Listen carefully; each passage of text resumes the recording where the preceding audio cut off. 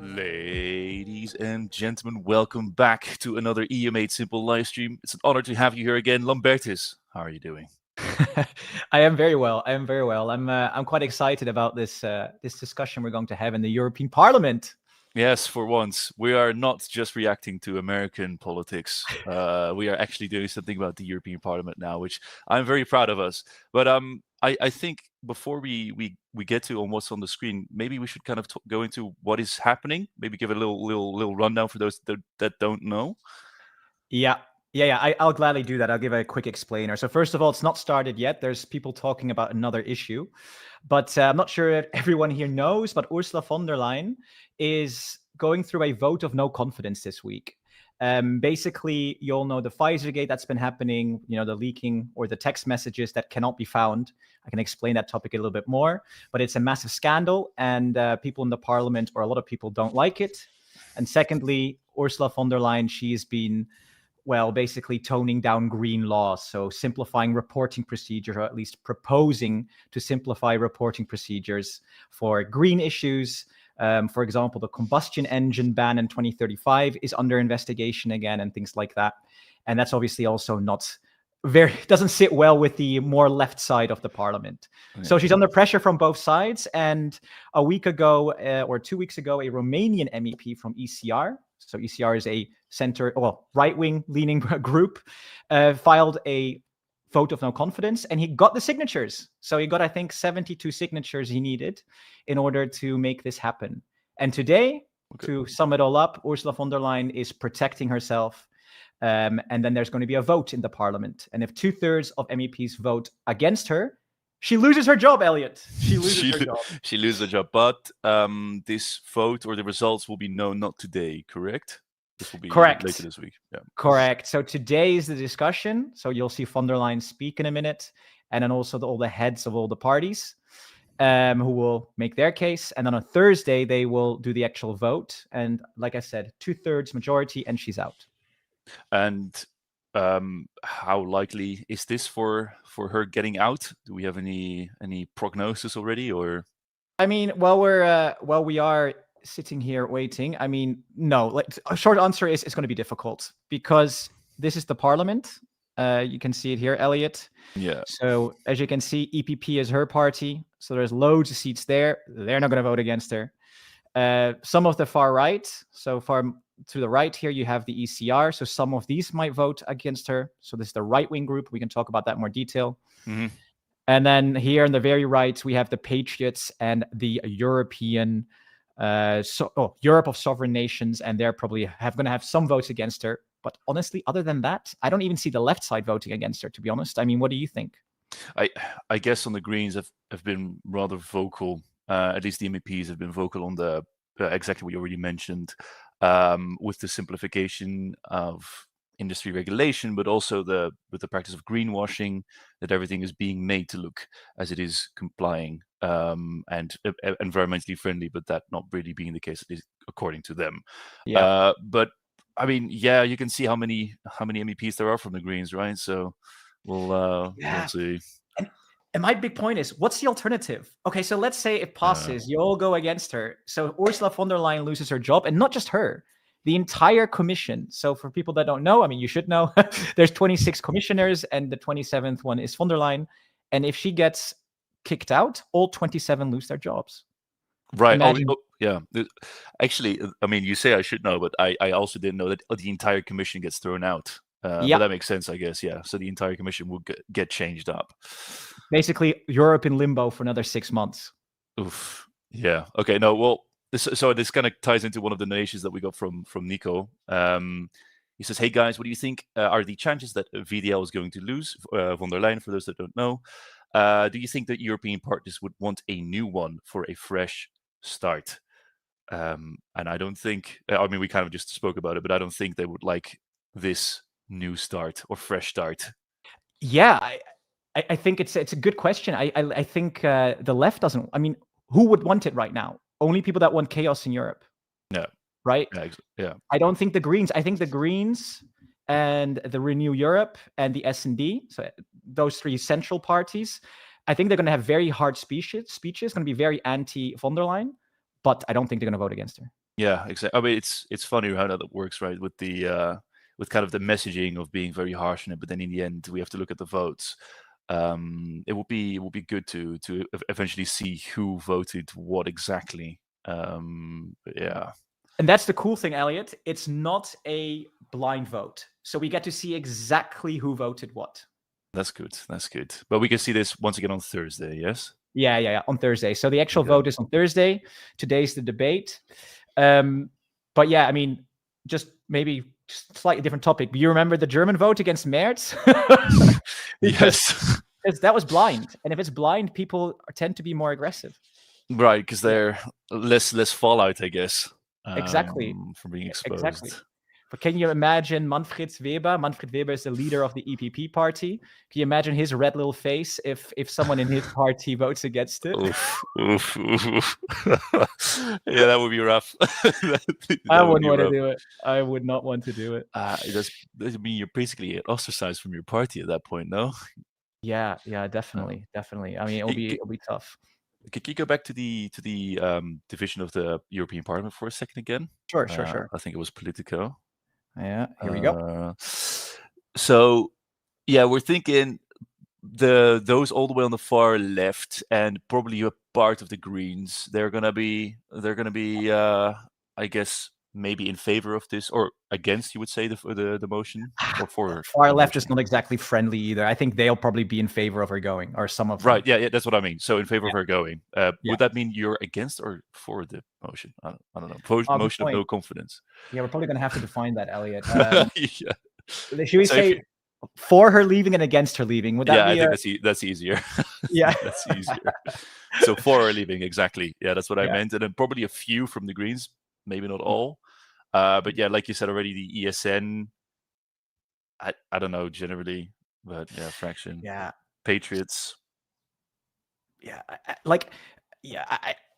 I think a few of the Greens. I think you're right, completely right, but I don't think that many because again, what's the alternative? But I could be wrong. Are there alternatives from the top of our head? I mean, who would take it on from there? I mean, if von der Leyen goes, EPP is probably going to be insisting that it's one of theirs, or it could be a technocrat. Yeah. God, I mean, this is pointing in the air. Some say Draghi, for example, but Draghi makes a comeback all of a sudden. Could happen. And when does the speech start? At 20, so in a minute, right? So yeah, it should start quite soon. Let's have a look. Okay, it's still not von der Leyen. Oh, is this the? It has a green flower on this. No. Yeah, he's to the left. So the next speaker. No, this is still the old topic. It's still the old topic.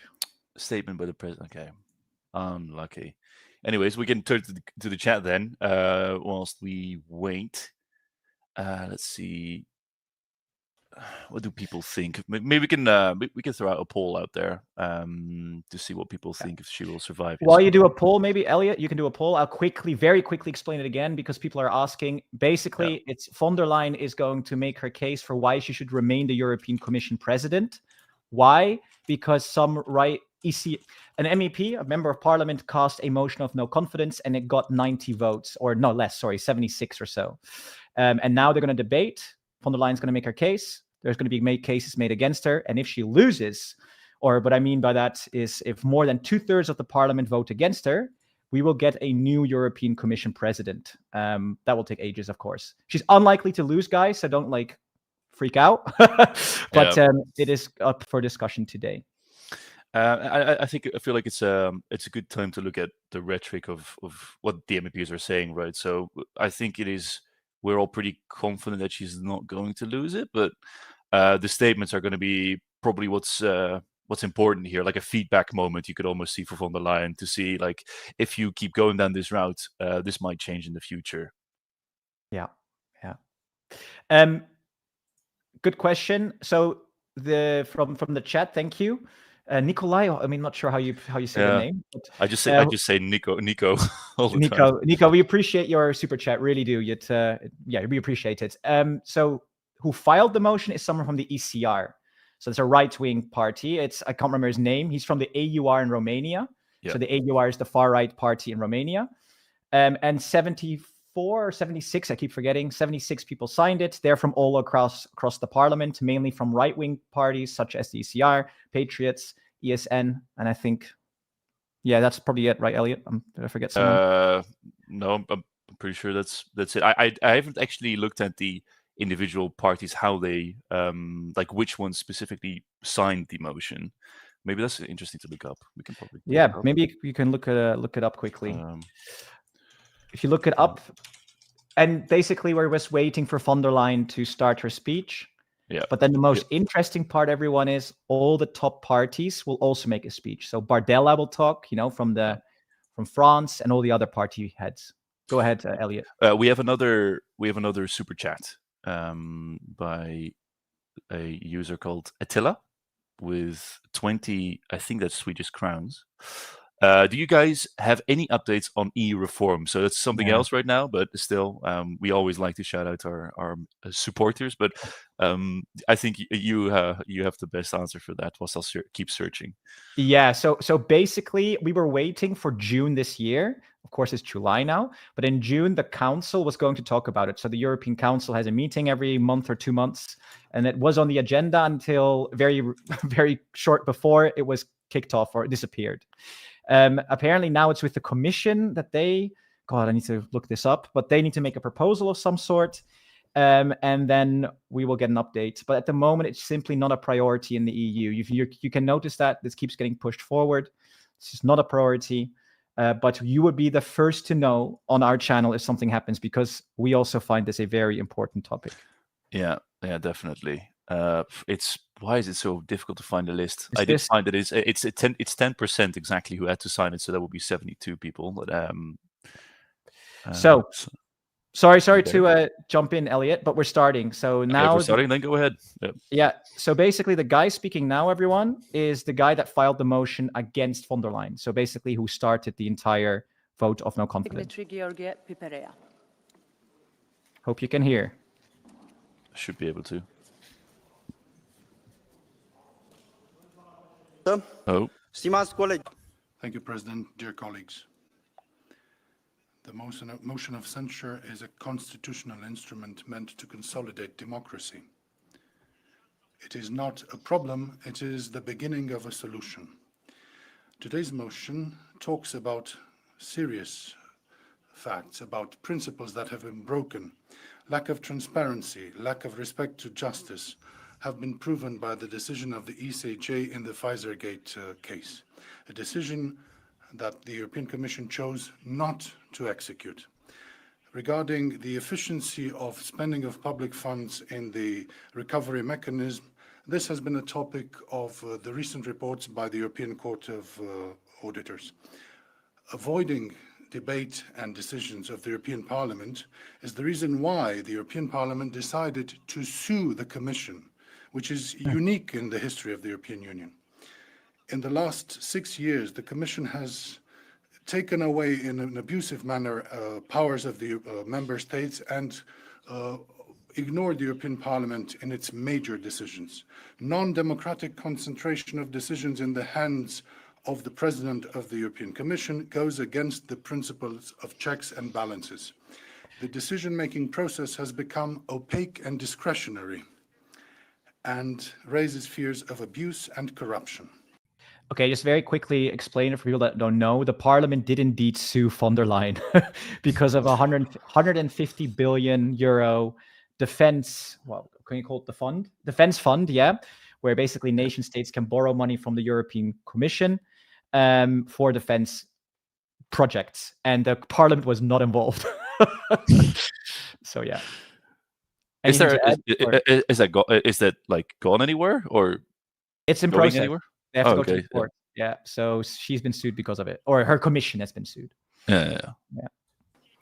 The cost of the obsessive bureaucracy of the European Union, such as climate change, has been a huge one. Economically speaking, small companies have failed, and risks for sovereign failure of member states of the European Parliament has increased. The fragmentation of the common market and double standards have increased the differences between the member states of the European Union. As an example, the little money that the Romania attracted from the resilience mechanism has been used not for its development. Inflation that is out of control creates a social bomb. The burden of migration is on the shoulders of less developed countries. What is happening now at the border between Germany and Poland is a scandal, but it becomes something normal. Poverty, educational regress, all this has become normal things. Some commercial partners have lost their integrity if they ever had it. This is an industry of fear. Ladies and gentlemen, this is one of the most profitable businesses than anything else. Fear was even stronger than COVID. When most of us were suffering during the COVID period, some people were using that crisis in order to become rich. But it is not crises that destroy the world, but the greed of those who are trying to monetize those crises. Today's motion, dear colleagues, invites the European people to start a process of reflection. I come from a country that has had a 45-year experience of totalitarianism. I assure you that not a single citizen from the Eastern Europe ever wants to relive those times. We refuse both the Soviet or Russian or Chinese model. In spite of any problems, the voice of the people has been heard. We are here in the house of the 450 million citizens of the European Union. They asked us to clean up this house. As Churchill said, this is the beginning of an end. All right. Now I will give the floor. So now before von der Leyen comes, any thoughts, Elliot? It sounded like kind of a compilation or maybe a summary of everything that generally the right wing is against, or like is against what von der Leyen is doing. So no real big surprises there. Less EU integration, less regulation on climate, especially. The transparency was named. So I think it was a summary of everything they don't like about von der Leyen. So further thoughts I don't really have on that. Yeah, maybe one comment also from someone in the chat said it too. Romania does receive a lot of money from the EU, right? So I think it's a bit cheeky to go out there and be like, yeah, like not any money is being given for another topic. But anyway, yeah. And also, Nico, once again, thank you for your donation. You're very, very generous with it. And he says, unrelated slightly, you should do a video about the current EU Greece farm subsidy scandal. We can discuss maybe after we do the parliament thing. Yeah, let's save that comment. We'll talk about it at the end. Let's go to Miss von der Leyen. Thanks, though, Nico. On behalf of the Commission, the President of the Commission, Ursula von der Leyen. There she is. You know, she took her entire commission with her. She's not even there alone. As backup, strong showing. No, that's not them. Yeah. President Metsola, honourable members, every month we meet here in this plenary to debate the issues that matter the most to Europeans. The daily struggles of workers and families, worried about the cost of living, the support we can give to small business owners, trying to take their company to the next level, or the need to provide real security as conflict and war rages across the world. And we will do so again in this plenary session. So today, we can all make our own judgments about the merits of the motion in front of us, and each of us can come to our own conclusions about its real intentions.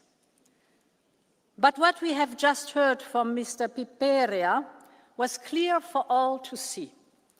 It is taken right from the oldest playbook of extremists.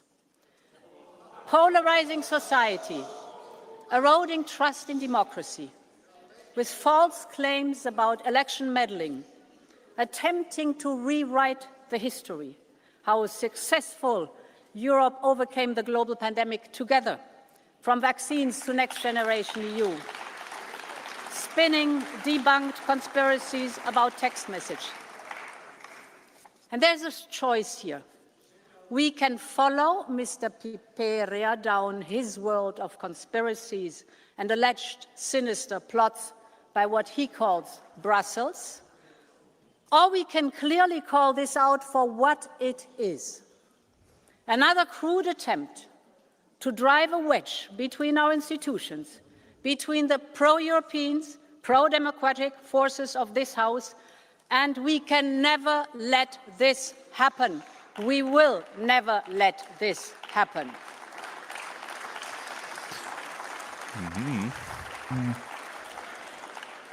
But I also want to thank Mr. Piperia, because I believe it is vital that we have this debate here this evening, because facts matter, truth matters.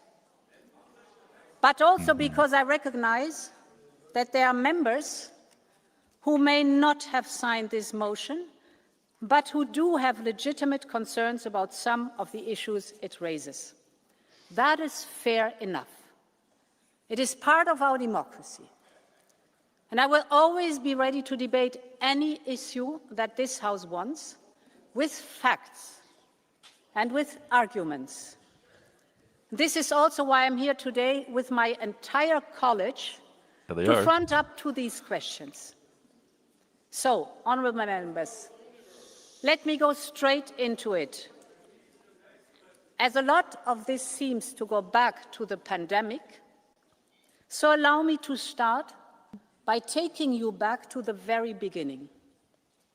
None of us will ever forget the tragic images of military trucks rolling through Bergamo at night, piled up with dead bodies, or when lockdowns were imposed, borders were closed, and crucial health and protective equipment was fought over. I remember all of those times when it could feel that there was no light at the end of the tunnel. But I've also not forgotten what we have achieved together, how a vaccine was developed in record time thanks to European science, how we ramped up industrial production after a slow start, how every member state was given the same access to life-saving vaccines, how every citizen, whether from a country big or small, east or west, north or south, was given the same chance. And this is the Europe of solidarity that I love. And this is the Europe that the extremists hate. It's been a while since I've seen her like this, a bit fired up, but rather confrontating by calling them extremists. I'm thinking it is. I wish I knew a little bit more about the guy who ended it in, but I mean, he is from the same party as the Romanian Simeon guy, right? And I saw some comments in the chat saying that he is, or at least they think that he's a bit of a conspiracy theorist. So I would be curious to see that. But I mean, in general, I don't necessarily disagree with her in broad terms when it comes to this being a I told this to you before we started with. A vote like this, I mean, she's probably going to survive it, but it does create a lot of news, a lot of buzz, and it's. I wonder if you, well, no Pfizer, right? But that's more your theme. I'm not very familiar with the actual Pfizergate scandal. Yeah, maybe if she goes into it, we can talk about it a little bit. But it's interesting to see her discuss it, because I have not seen her discuss Pfizergate. But let's have a look. And you're right about it. It's a shame that like someone from this AUR party from Romania now gets so much media attention. I mean, that's probably why he did it. You know? I don't blame him. It's the game, so it's the game. It makes sense. But you could see quite a few reactions from the crowd as well. Definitely not everyone is happy with how she's talking about it. Maybe like one very quick update, just very quickly for people that were joining. I just saw a few comments. It is a vote on, or a debate on the vote of no confidence for Ms. von der Leyen. So now multiple speakers are going to be appearing to discuss just that.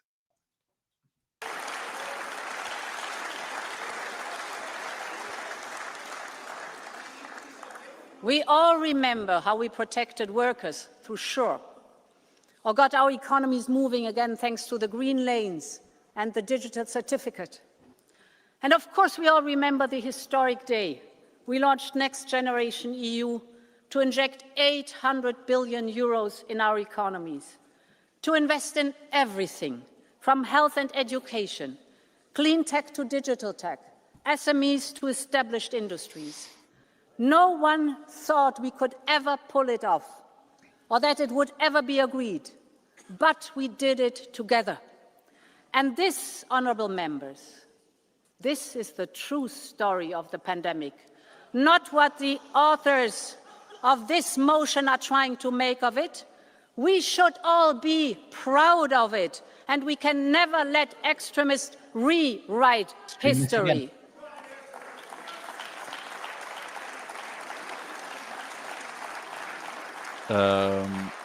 Yeah, I mean, this last part was honourable just... members, I bring you back to these moments. Anything, Elliot?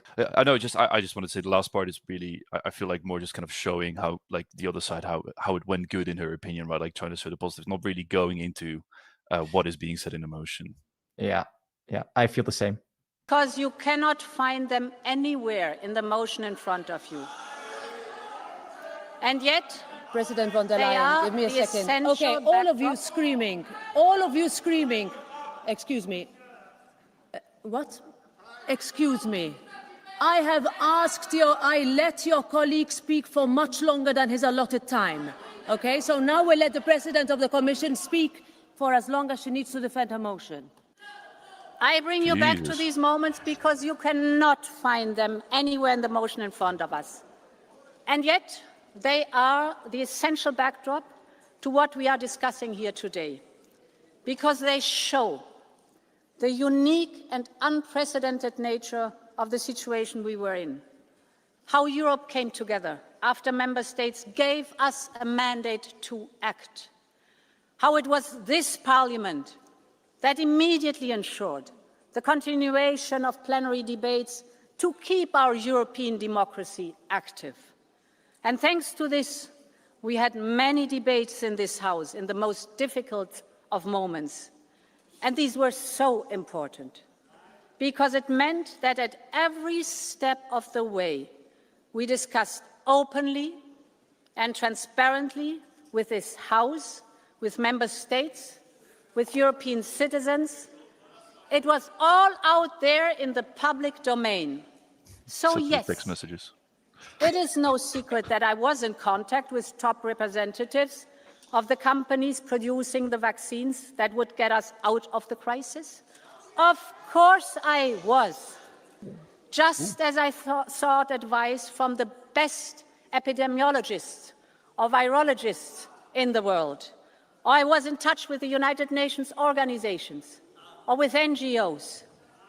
But the implication that these contracts were somehow inappropriate or against the European interest is, by any measure, simply wrong. So,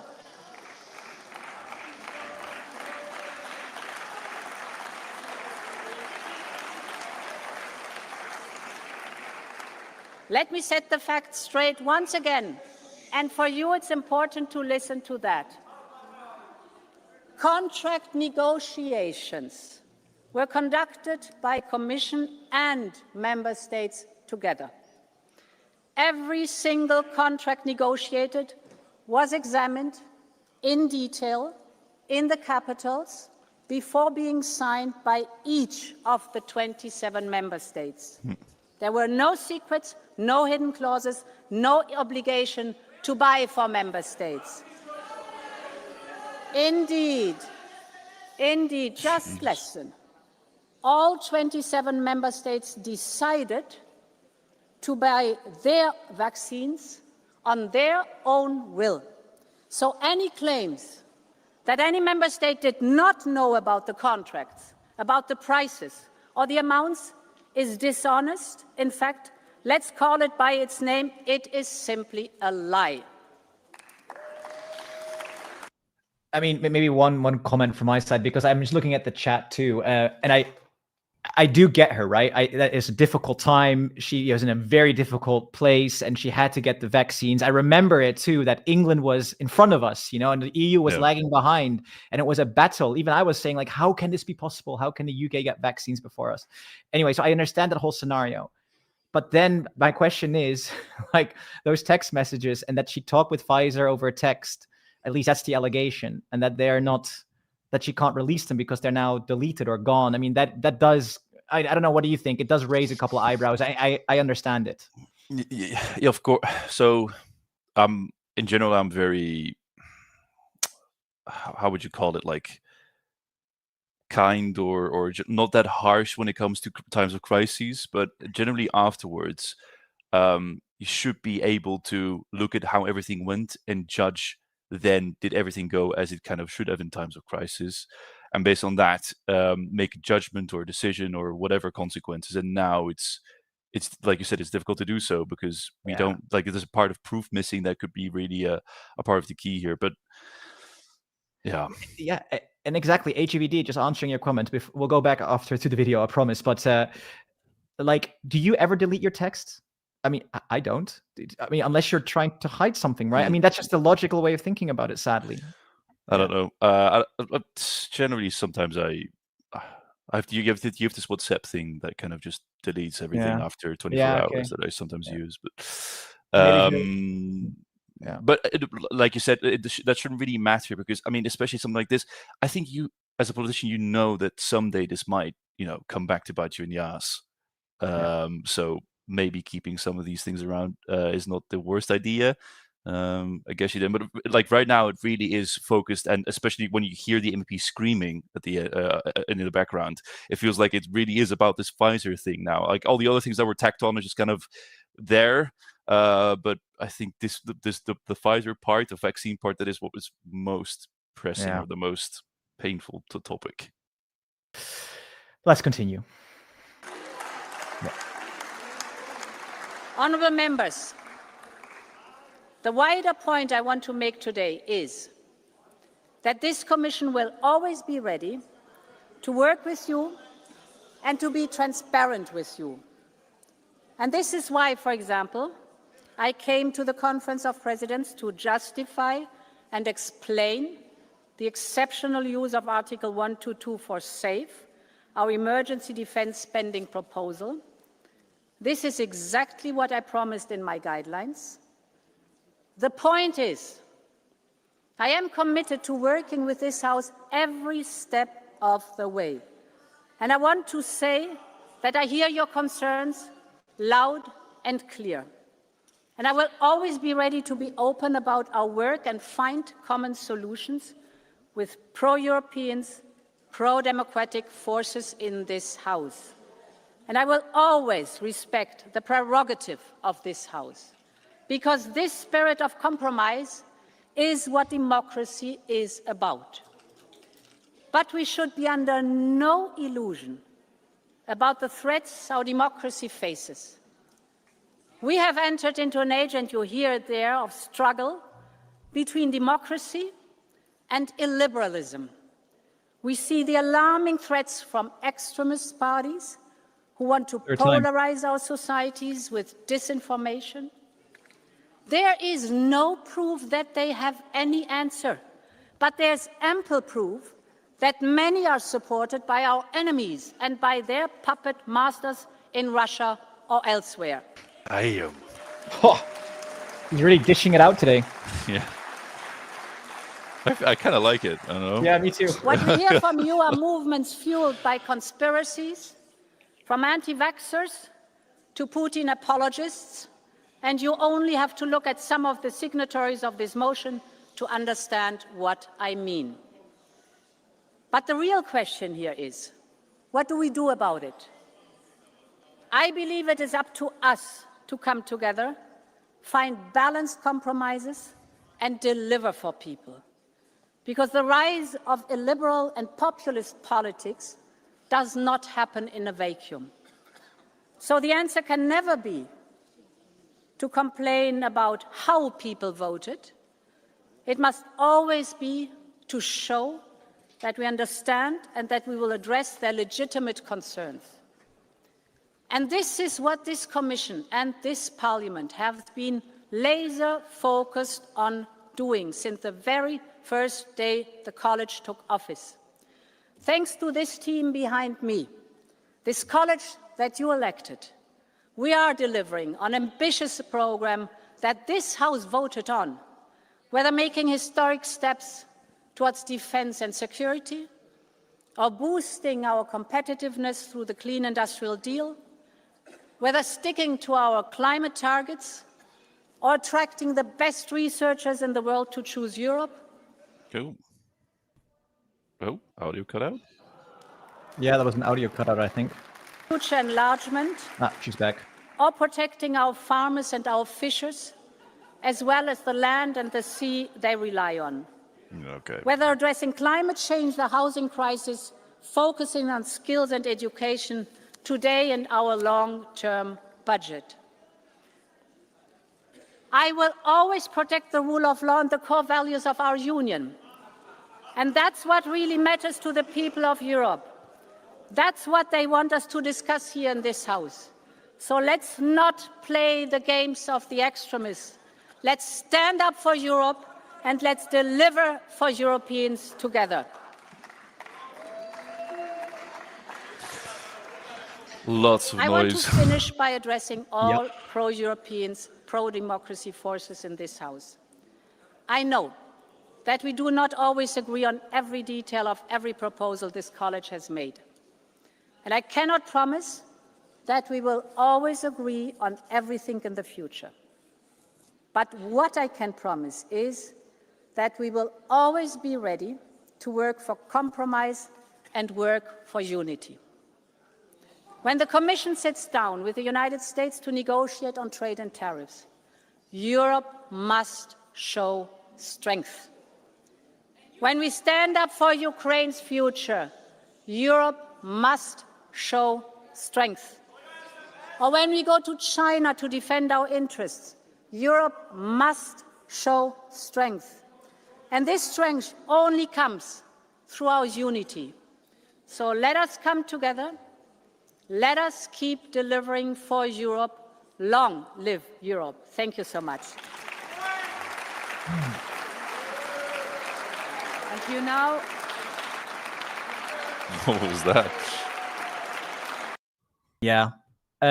So basically, very quickly explain what's going to happen next. So there's 8 European big political groups, and each of them, I think there's 8, and each of them is going to send the boss of their group or the head of the group to make a case. So the first is EPP, and they get the most speaking time, and the parties and the groups with the least amount of seats get the least speaking time. And first is EPP, which is von der Leyen's party. Yeah. Anything, but before we go into that, any comments on that? No, not really. I saw a comment by HDVD saying that Volt has announced that they are voting to keep von der Leyen in. Yeah. But I don't know where that's from, but there's already a few of the Greens gone, as we talked about. I mean, her last couple points made it very clear of why you shouldn't be voting against her, right? There's so many issues that are just bigger than this that we need to be fixing. And I kind of agree with that. But yeah. Now I give the floor to the different political groups. She's explaining it. We start with the EPP group, Manfred Weber, 4 minutes. 4 minutes for Marcus. Well, if they keep screaming, he's never going to be able to do it in 4 minutes. Madam President of the European Parliament, Madam President of the Commission, dear Commissioners, dear colleagues. With this motion of censure, we are wasting time. Putin will like it, what his friends are doing here. Let's be brief from my EPP point of view. We will unanimously vote against this motion of censure on Thursday. There we go. Corona, Ursula von der Leyen said in us, we respect and we applaud the leadership Commission in the last mandate showed to rescue lives. But what this motion of censure means for tomorrow, what really is at risk on Thursday. In a few days, Donald Trump's tariff pause will end. Millions of jobs are at risk. Where are the MAGA friends in this House? Where is Orban, Salvini and Alice Weidel doing to save the job of Europeans, question mark? I tell you, Maroš Šefčovič and Ursula von der Leyen are defending the jobs of Europeans. That's why the motion of censure is taking the citizens' interests at risk. A second example, the future of millions of farmers and mayors, researchers are depending on European funds, also in Romania, I have to say. We need immediately now an MFF proposal. The motion of censure goes against the interests of farmers, mayors and researchers. And the third example, Putin is testing us every day. We need a European pillar of defense now. We need it urgently. And Putin's ambitions go much beyond Ukraine. He hates our European way of life. And I know the German AfD and the Romanian Aura are the puppets of Putin. But why is now peace joining this pro-Russian alliance? I'm wondering myself why this is happening. This motion of censure is against the security of Europeans. That is interesting. So the peace from Poland is supporting this. That is interesting, yeah. So Like they this- basically, yeah. So we will vote against. We have now the first year of this mandate. Let's use also today's discussion for more general remarks. We have to clarify from an EPP point of view. First, we as EPP, we stand for European democracy. We saved the lead candidate concept. Von der Leyen is today Commission President, not negotiated behind closed door, but because EPP won the elections and she was our lead candidate. Teresa Ribera, Stéphane Séjourné, and also Ursula von der Leyen represent a balanced Commission based on an election of 200 million voters last year. Secondly, we know where we can build up future. In around 90% of all local votes in the last 12 months, we voted together in the platform. That's the truth, and that is what we stick to. The third point I want to make. We as oldest group in that House, we respect its political culture. And the European Parliament is not Westminster. May I remind you, on the last term, there was a debate about nature restoration law, about the combustion engine. And yes, the left policies were voted in favor without a platform agreement here in this House. And yes, this happens also today. The famous Venezuela resolution. We found a compromise on nearly everything, but finally the question whether we call Maduro a dictator was a splitting point. We were voting in favor of calling him a dictator. Socialists didn't do so. And dear friends, also for the Green Claim Directive, on content, a pre-approval of all ads from big companies is for us a bureaucratic monster. Others can vote for it. The EPP will not vote for it. And I tell you, that is not misusing democracy. That is exactly democracy. It shows different identities in our House. And again, to be precise, 90% in the platform, and I tell you in 3% of all local votes in the last 12 months, yes, there was a majority between EPP, ECR and PFE. But in the rest of the 7% of the votes on local votes here in this House, there was a majority between left majority and PFE against the EPP. That are the facts. And that's why I consider really to stop the debate we had in the last weeks about our credibility and our will to work together. Finally, dear friends, the EPP has a clear red line: pro-Europe, pro-Ukraine, pro-rule of law. Others follow now our definition.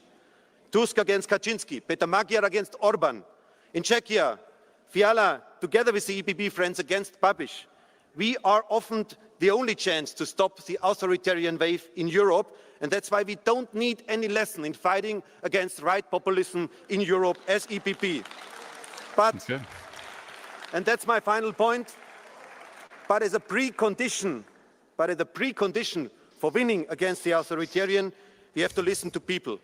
Emmanuel Macron was critical to the 2040 target, and the incoming Danish socialist presidency asks for further tougher measures against illegal migration. And that's why I tell you the EPP will take the people's concern in the center of politics in the next 4 years. I thank the commissioners, Teresa Ribera, Stéphane Séjourné and Ursula von der Leyen for their great work. They can count on the continued support of the European People's Party. Thank you so much. Thank you. Okay. Well expected. Now I give the floor to the chair of the S&D group, Irache Garcia Perez. 4 minutes. I think it was quite good, to be honest. Yeah. You don't? Yeah, I don't really have much to add. I kind of like this bit confrontational style, just calling what it is. And I like the example they used of the socialists are, tougher on migration, but at the same time, we're willing to work with everyone as long as you have those three core pillars that he described. So very clear, I think, for almost everyone to understand. So I don't have much to add. Yeah, I thought his comment was also good that the commission is a very diversified group. It is, and out of the 27 commissioners, obviously EPP has the most. The S&D, so the Social Democrats, she's next, by the way. The S&D is talking next. They have, I think, 5 commissioners, and the Renew Europe, I think, also has 5. Yeah. So it is quite balanced out. So let's see. And up now is, as I mentioned, the Social Democrats, and this will be interesting, what they say, I think. Gracias. Thank you, President. Ms. von der Leyen, sorry to have to say this, but every time Manfred Weber stands up to speak about this motion of censure, he actually causes more problems for you. Anyway, as president of the Social Democratic Group, I want to make it clear from the outset that this motion led by the far right will not receive the support of my group. Okay. Not because we defend the entirety of the Commission's course, but because we will not give a single vote to those who, like Orban, Le Pen and Abascal, want to destroy the European Union. This motion is not an act of scrutiny. It is a reactionary assault on the heart of the European project. And in the face of this assault, there can be no doubt, we will stand where we have always stood, in defense of the European values of dignity, freedom, democracy and equality. Mr. Weber, it's rather ironic that you have been spending a year trying to defend pro-European groups, that ECR is a pro-European group, and now a member of the ECR has stood up here to defend a motion of censure in the European Commission. It's rather ironic, isn't it? How can we build Europe with climate change deniers, those who attack the 2030 agenda, those who despise science, want to silence women, defend Nazism, dismantle public services, or ally themselves with Putin and Netanyahu to destroy international law and annihilate Ukraine and Gaza? The far right does not want a better Europe. It wants there to be no Europe. What we want as Social Democrats, however, has to some extent been achieved. We've built the European Union brick by brick. We have combated authoritarianism, and we will continue to defend a Europe that protects, cares, and liberates. But Mr. Weber, let me be very clear. This motion is also the direct result of the failure of your totally misguided strategy in the European Parliament. They ask pro-European groups to be responsible while they negotiate policies with the far right. Sorry, but it's not on. We need to continue working. Didn't you vote with the far right to block the ethics body? Wasn't it you who joined forces with the radicals to dismantle the Green Deal, launch a witch hunt against environmental NGOs, remove references to the child guarantee? Isn't it your group that uses the Petitions Committee to attack governments that are not from your political group, such as the governments of Spain or Slovenia? I think that's food for thought. And Ms. von der Leyen, don't look the other way. Why did you announce your intention to withdraw the Green Claims Directive one day after the People's Party and the far right demanded it in a letter? To whom do you owe your support? Where is the commitment you made to the pro-European majority to preside over the Commission? No, the People's Party, I say to you today, who do you want to govern with? Do you want to govern with those who want to destroy Europe, or those of us who fight every day to build it? Respect the legislative agreement. Respect your word. And if you betray it once again, be clear that social democracy will lead the resistance. We will not give an inch, because in the face of hatred, in the face of lies, in the face of destruction, our response will be more Europe, not less, more democracy, not less, more justice, not less. Thank you very much. Thank you. Alrighty. Quite a fiery S&D speech there. Yeah, I mean, highlighting what they think is important, right? Especially the Green Party and the cooperation with more far-right parties by the EPP. Exactly. But clear then word. again, we say far right, right? But I think we should be careful. I mean, don't get me wrong. ESN, so the European Sovereign Nations Group, obviously far right. Patriots, far right. But then the ECR, you can debate that some parties in the ECR are not far right. So the dividing line, is within the ECR. I would like somewhere in the ECR. Exactly. So the ECR is more like the question of if you can really label them as such. I don't personally. I call them right wing, although some parties are far right within there. And the question really is it not okay to take votes from that party? I mean, that's the bigger debate that we can't have now. But that's what she's. Yeah. Well, she's clearly on one side. All right. Now, on behalf of the PFP group, I give the floor to Fabrice Leggeri, 2.5 minutes. So now we get the Patriots. Here we go. So this is a far-right group. Madam President von der Leyen, dear colleagues, Europe deserves better than silence, better than opaque operations, better than bureaucratic authoritarianism. For 6 years now, you have been heading this commission, and it's a Jupiter verticalism that you apply, cut off from the people, and all too often also cut off from the values that founded our continent. Pfizergate is not an administrative error. It is a question of abuse of power. 35 billion euros, the public denier, negotiated by SMS without a call for addendums, without a mandate, without transparency. The Court of Justice of the European Union has upheld this. You acted alone outside of any kind of democratic framework, and therefore it's not just your error, not your fault. It's not just your fault, it is actually symbolic of an even graver drift, namely the fact that Europe is being steered disregarding the people. Under your authority, the Commission has become basically the extended arm of corporations, foreign entities, sometimes far removed from our civilization. You talk about transition, but millions of Europeans are experiencing this as punishment. You call it a Green Deal. Our farmers, our craftsmen and women, our industrialists see it as strangulation, and what you call European values all too often look like censorship of the people, people who dare to think differently. So is that the Europe that you're defending, madam?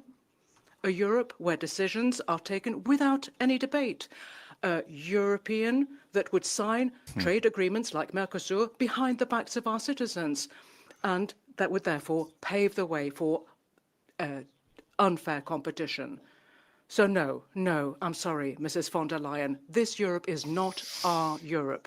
Our Europe is the Europe of freedoms, the Europe that respects identities, sovereignties and democratic choices, the Europe that will protect, that will build, that listens, not the one that imposes. Today, therefore, we shall be voting in favour of the motion of censure. It's not just an opposition gesture, it is an act of responsibility. We're not just talking about stepping aside from you, we're taking this opportunity to say that another way forward is available. A Europe of promise, not just a system with the imposition of threats and standards. The people of Europe do not need an all-powerful commission. What they need is a Europe that they can identify with in their image. So, if we want to send a strong signal, let it be the following one. The return of the political, the return of the people, and the return of the real. Thank you. Thank you. I mean, Elliot, there is one comment I would like to make on this. It's just like saying that Mercosur is made behind people's back without member state input. It's just a lie. It's a lie. The whole reason Mercosur, for any people that don't know, it's a trade deal with South America, between the EU and South America. The whole reason it's not been finished for 20 years is because member states are against it. And it's a massive work of getting everyone to agree. So, it just infuriates me, his comments like that. I don't know how you see it, but yeah, no, I mean, it's definitely not so. I mean, he's French, so it's funny. Of course, he's going to manage Mercosur, but I look more at the other part of the debate where he says, decisions are being made without debate, and I'm here kind of thinking, during this very intense time with people dying rapidly, would have he liked to have a debate on when and who and how the vaccines are going to be bought within the parliament and take weeks? I don't know. It's very, very difficult. Yeah, it is. I mean, someone mentioned populism. Yeah, it is a bit of populism. And Omer, to answer your question, the motion will probably not pass. That is the current outlook. Yeah, but the PFE will vote for the motion. So yeah. Now I give the floor to the co-chair of the ECR group, Nicola Procaccini. Grazie, Presidente. Thank you, President. Very, very quickly, sorry to keep pausing it, but this is the ECR. I think this is very interesting. They are the right-wing party that von der Leyen sometimes gets accused of working with. Not the von der Leyen specifically, but the EPP, the center-right party. Yep. Oh.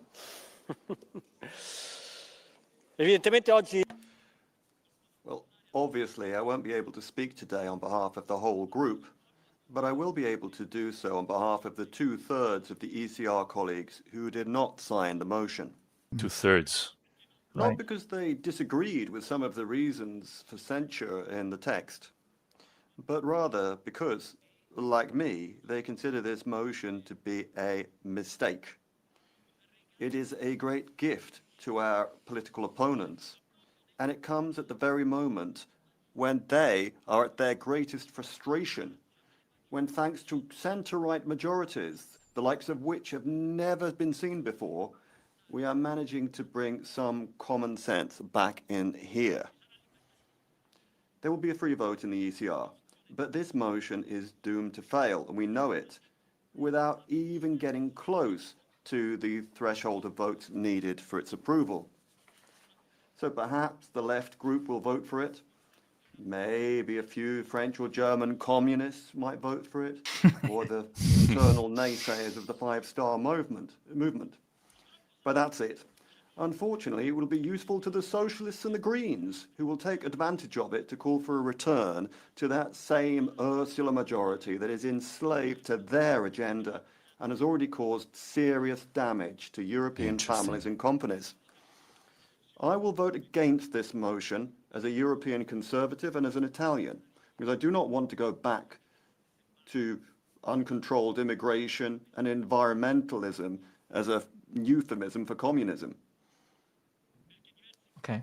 Because several commissioners today come from European governments that are supported and participated in by conservative parties with honour and dedication, and because I want to defend the work of the previous ECR president, the current vice president of the European Commission, the Italian Raffaele Fitto.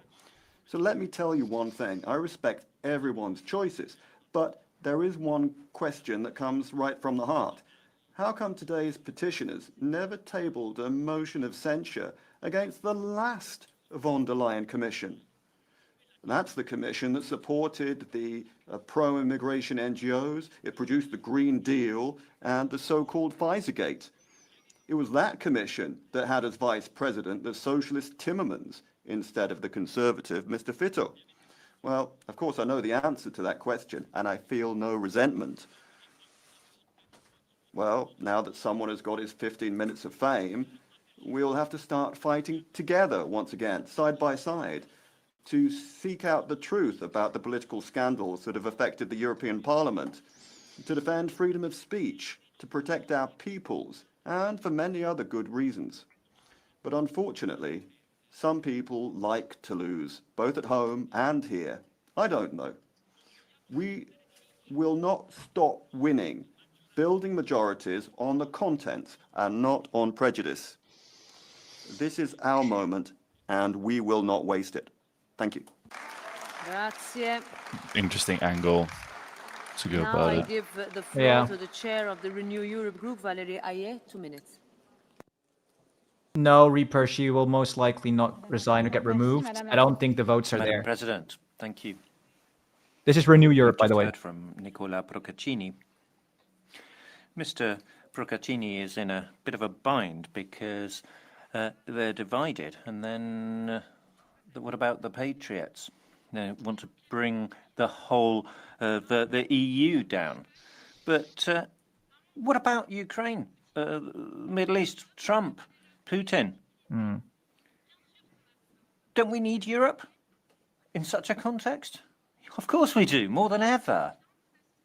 Madam President, you've referred to an impasse for your political group because the EPP has been making alliances of convenience with the far right. Who are your real allies in this parliament, I would ask you? Same as the S&D. True allies. You're going to have to choose.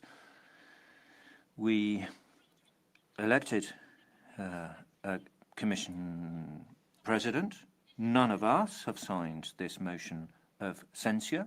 I hope you have noted that.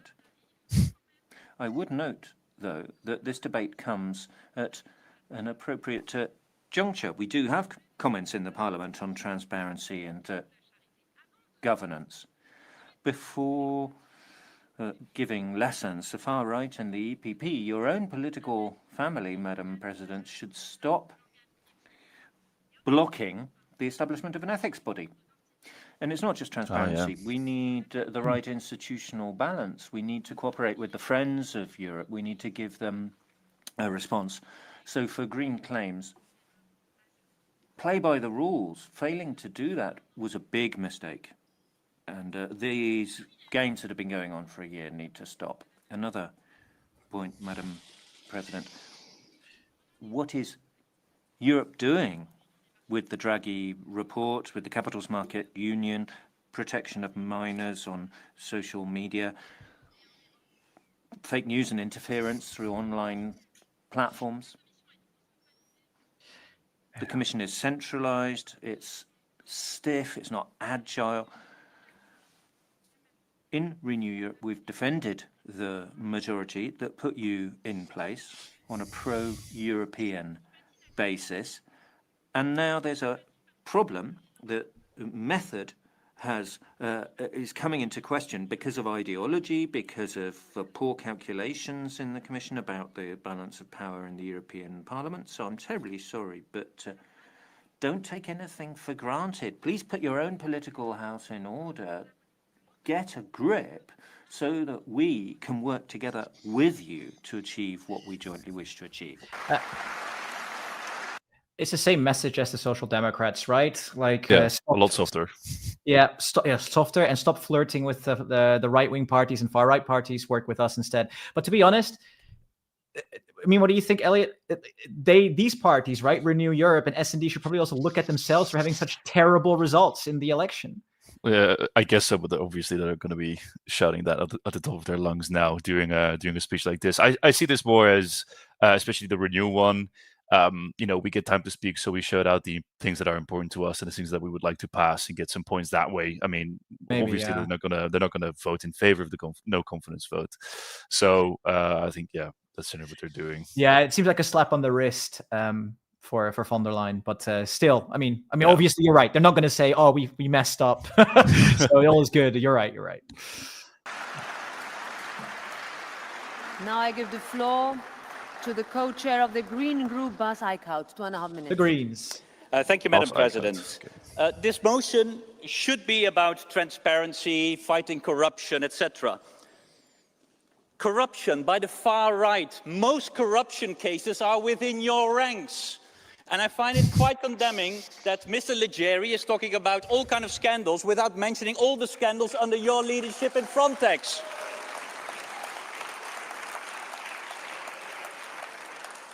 Or on transparency, you've been blocking any initiative that we took to get transparency in this House. And when there was a real issue of transparency, we, as Greens, are taking the European Commission to court on the contracts of the vaccines. Where were you when we were fighting in court? This just shows you one thing. This is one big political show of the far right to undermine democracy, to undermine our Europe, to undermine European democracy. That's what they're doing. And that does bring me to the EPP, Mr. Weber. You didn't want lectures, but sorry. When you are talking about there are new majorities, which majority are you talking about? There is no right-wing majority without the far right. So if you talk about new majorities, you are talking about a majority with them.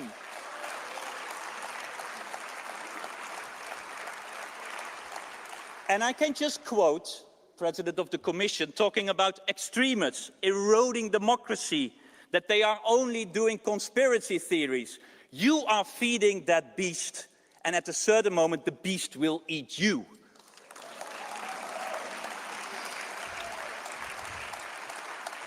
This means it's time for a cordon sanitaire, and a cordon sanitaire means not supporting their amendments, which EPP is still doing. It also means not pushing their agenda on fighting NGOs, on getting migration files with the help of the far right, to kill the Green Deal files like the Green claims. That's what you're doing together with the far right. That, of course, also brings me to the ECR. Lovely speech. The first signatory is from your group. Your co-president is one of the co-signers of this. Where does ECR stand? Mr. Weber, you said we are having one criteria that's pro-Ukraine, pro-democracy, pro-Europe. I think after today it's clear ECR doesn't fit that criteria.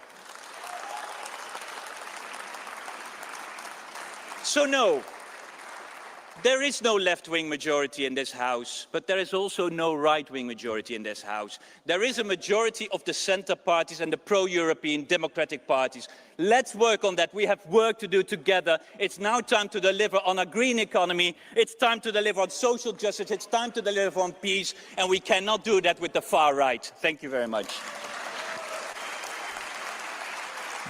I mean, just only on oration, it helps so much if you just speak English, because you can get much more of that emotion.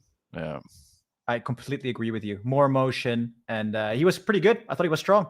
Yeah, especially calling out the kind of, being two-faced. Hier auch noch einmal darauf hinweisen, dass es eine ganz something happened here. Yeah, I refreshed. But the accusations of being of the hypocrisy, I think, is rather strong, where you show, you guys are saying this is supposed to be about transparency, yet you're voting against all of these initiatives that we're trying to take. Yeah. So that means that, I mean, I don't know where the line was drawn there on ECR grounds, but generally the Patriots and the Sovereignists, it kind of seems like they're not constructive, and they just want to bring von der Leyen down in any way they can. They don't really. I mean, they say they care about the corruption then, but I feel like he makes a strong case by showing that they don't really, if they don't support all these other initiatives. Yeah, I thought that was strong. He actually went after the creator of the motion, right? Which I thought was very interesting, and not just bashing von der Leyen too. I thought the Greens would bash her because of the greenwashing rules. But yeah, interesting. Okay, let's go to the left, I guess now, right? I think so. Thank you, Mr. Eickhout. I give the floor now to the co-chair of the left group, Martin Schuldemann. 2 minutes. Co-chair. Yeah.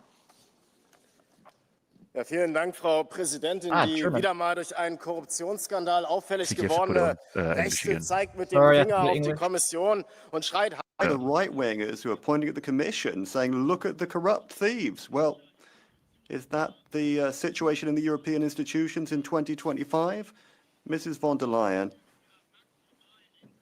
you have been so untransparent that you've been playing their game. Europe needs the courage for a change of policies that creates social justice, that creates peace and protects the environment and the climate. That's what we need from the Commission, and that's why Europe needs a new political idea and a new political leadership. Yeah. In Trump's trade war, we're going to see our industry and jobs suffering, and you're passive. Sometimes you announce something, such as introducing a European digital tax, but no, you're afraid of annoying the big tech companies from the US and China. The Green Deal was sold by you as the Europe's man on the moon moment, but your own political family is working with the far right to roll it back. You talk about climate change, but it seems like the new policies are going to be a climate catastrophe. Your policies damage human rights. You cannot enforce the rule of law, and you're letting people like Orban and Maloney wrap you around their little finger. And there are breaches of international law in the Middle East and Gaza. You say nothing, and your only idea of diplomacy is reinforcing the profits of defense companies with hundreds of billions of public money, whereas the rest of society is going to be forced into cutbacks. This is your devastating political result. Mrs. von der Leyen, your politics have led to a situation where the right wing can perform its theatre and make democracy look ridiculous. We need to pull the rug out from under these policies. Mrs. von der Leyen, your commission will find its hardest political opponents in us. Thank you very much. Okay, Now well, he for didn't the explicitly ESN say, group, but René Aust, 1.5 minutes. most Yeah, of them it's are pretty probably clear. gonna, Yeah. So now it's the sovereignists, right? Are they going to... Yep. Well, wherever Ursula von der Leyen is given responsibilities, harm follows in her wake. She was family minister in Germany. 20 years ago, she wanted to introduce the first blocks on the internet. That gave her the nickname Zensursula in Germany. And since then, we've seen skyrocketing costs for consultancy contracts. Then she was Labour minister, and she spent millions on external consultants, millions on her own self-promotion, but not anything for the unemployed. Then she was defence minister. Again, consultancy corruptions and lots of mobile data going missing. We had pregnancy uniforms, we had tanks suitable for the pregnant. Today, our country and our continent is rightly complaining that we are unfit to defend ourselves, and Mrs. von der Leyen is largely responsible for this. And then now, for 6 years, she has been bringing destruction to the European level. 5 years of the Green Deal, which led to deindustrialization in large parts of Europe. People lost their jobs, their income, their existence. Then, 5 or 6 years ago, the EU external borders were opened. Millions of social migrants came in without any checks whatsoever. And then, hovering over all of this, the Pfizer-Gate scandal. The unlawful refusal to hand over SMS data, the suspicion of waste and mismanagement when it came to the COVID recovery fund, the improper use of Article 122. But look at the majorities. The majorities are now different. People are looking differently towards Brussels. That is why on Thursday we will be paving the way for a new commission that will protect our borders, will protect our freedom of opinion, will protect our welfare and our well-being. That is why on Thursday we shall be sending you to your undeserved retirement, Mrs. von der Leyen. Thank you. Right. Undeserved. Yeah, so very quickly, this is the ESN. They're the most radical party in the parliament. Maybe the left also has bits of this. But yeah, anyway, the ESN, the AFD, for example, is in it. And yeah, party like that. Yeah. I think it was just, I don't know, a little light in the sense that, I don't know, he's just been naming all of the things that happen in Germany. I mean, kind of who cares, I would say. But then just naming that Pfizer bad, and that was it. I don't know. Yeah. I mean, he did only have like 1 minute because the party is so small. Okay. Yeah. But you're right. It was... But like you mentioned, Elliot, I think speaking English makes such a difference. Yeah, it does. It does. Yeah. I mean, you're in the European Parliament, at least, okay. You won't be as good, maybe, but I feel like, especially in times like this, take your English shine and it works a lot better. But yeah. Anyway.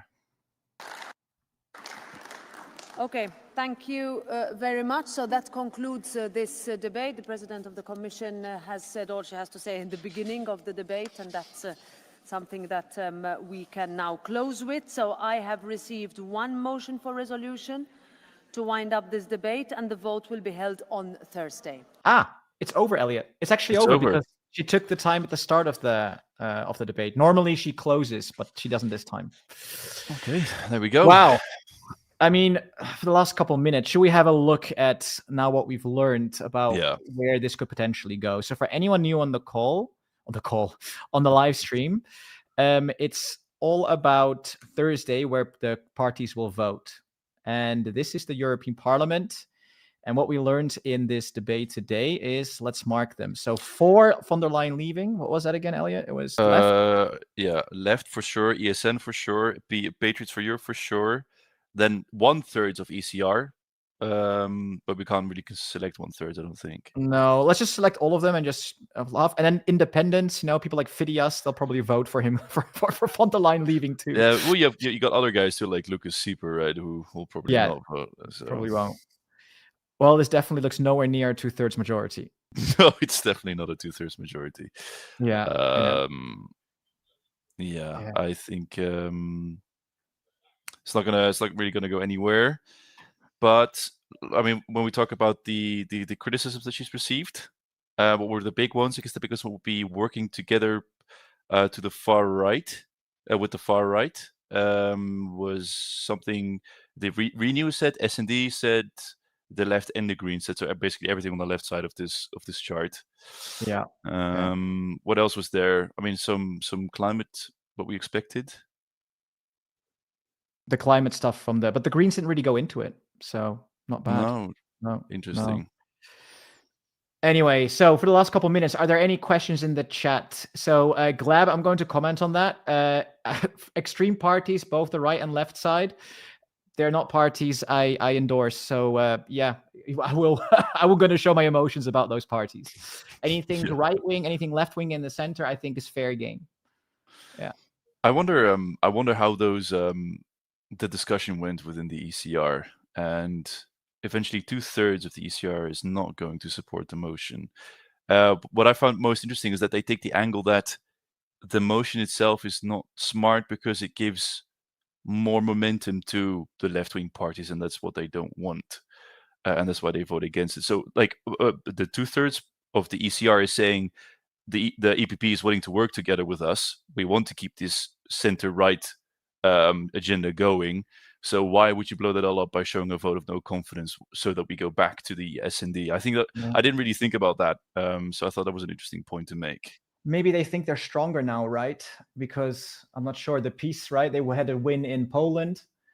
Yeah. So maybe they had renewed confidence. But I don't understand it either. I think, to be honest, Elliot, I think the EPP, so von der Leyen's party, is in a pretty hard spot because they promised very, very right-wing agenda. Right, and they need to push it through, which is understandable. But the center doesn't want to, and obviously the right parties do. So it's very difficult. Yeah, but I think that's also why they called out specifically the Danish, like being stronger on migration. As they are part of the socialists, so they're like, "Hey, look, the socialists can be tough on migration, so work with them." They really, I think, I mean, at least to me, it looks like they're trying to work with both sides, and if they don't choose, they risk losing both. Yeah, maybe. Or there's a fine line to walk. It's a difficult position to be in. It is. It's a super difficult one. Where are you going to position yourself as a center-right party? The right wing, to the right of you is growing bigger, and the left is growing smaller. So are you going to change or allow to work with more right parties, or are you going to try and sticking with the left, who's losing support throughout, or center-left, who's losing support all throughout Europe? What's the winning strategy here? Hard to say. Yeah. Well, we don't have the answer, obviously, but it is food for thought. Was there any other comments? Yeah, we need to still answer a super. Oh, I can't even see it anymore. It was about the Greece farmers, something. Do I say that correct? Yeah, I think it was a question on a scandal about Greek farmers. I will definitely look into it to answer your question. If you do have something, join our Discord. You can always let us know what exactly you mean. Yeah. But I'm happy to have a look. Our comments about language have seemed to spark a little bit of a debate as well. About what language should be spoken in the EU. What do you think, Elliot? You can answer that one first. I really think English is the way to go, especially because the UK. Someone said UK is gone, that's why we don't have to speak English anymore. I think it's the opposite, especially because they are gone. We should be speaking English, so no one has an advantage by speaking their native tongue. And let's be honest, most young people, they know their basics of English anyways. English proficiency is there, so why all bother learning a language like French that only one country really speaks, or German, the biggest economy, or even some people are saying Latin, a dead language, for God's sake. I would just say just speak English. Don't bother. The counter argument would be that part of what makes Europe so beautiful, or the EU so unique in that sense, is that we're all different, right? And then everyone does have their language, and we can still do politics and do stuff together while speaking our own mother tongues. But I mean, it's not like we're not making it illegal to speak these languages, but I feel like, and like you're not replacing anything. I guess is the point that I would like to make. It's just easier in communication, but yeah, I get why people, a Slovak or a Lithuanian person or a Latvian person is like, hey, if you guys are all going to be speaking English, then our language is going to be used even less. Maybe I think I agree with your point. I think probably keep it optional, but I think I think you make a lot better impression and get your point more across if you do it in English, because people can just all listen without a translator from all over the EU. And I feel like in the parliament, at least, I feel like that's okay. The way that we vote right now, it's not really, because you're still getting your votes only from your own country. But yeah, maybe once we get cross European lists to vote on in 40,000 years, then we can have this conversation again. Exactly. Anyway, on that note, I saw some people that don't know what's going on. Just to close it all off, is basically what happened is that von der Leyen faces a vote of no confidence. So the Commission President, today was the discussion. Von der Leyen defended herself. All the parties made their case. On the screen, you can see the parties that will likely vote against it. Bear in mind, the dark blue will probably be split in half. So Thursday, we will know. Thursday, we'll know if von der Leyen keeps her job or not. It looks like she will get to keep it, but that's when the vote is. Exactly. Maybe we can do a nice little post maybe on Instagram to show how the vote went. We'll do that. Yeah, very good idea. We'll do that. Cool. Everyone on the chat and the live stream, thank you so much for dialing in today, and it was a pleasure. It was an absolute pleasure. Thank you guys for joining, sharing your opinions, and make sure to keep out an eye for our coming live streams. Going to be doing plenty, especially at moments like this. So thank you guys, and bye-bye. Thanks. Yep. Bye.